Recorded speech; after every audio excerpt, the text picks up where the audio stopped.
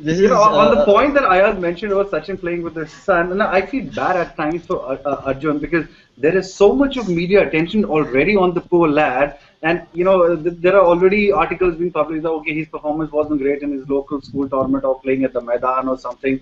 I feel bad for the lad. Why can't everybody just let him be? Yes, he's Sachin Tendulkar's son, so what?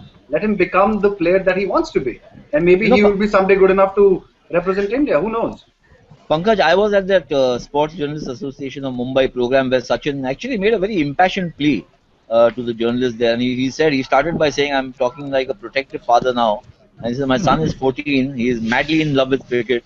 But with so much attention on him, then, it's not just being self-conscious.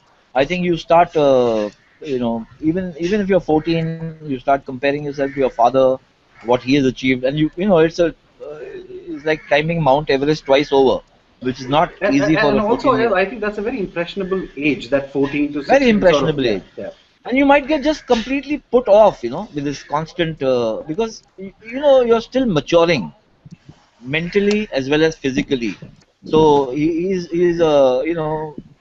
very, I mean, I haven't seen him play much, but I've seen him otherwise and I've met him. He's a very bubbly, bouncy kind of a character, speaks 13 to the dozen, full of life.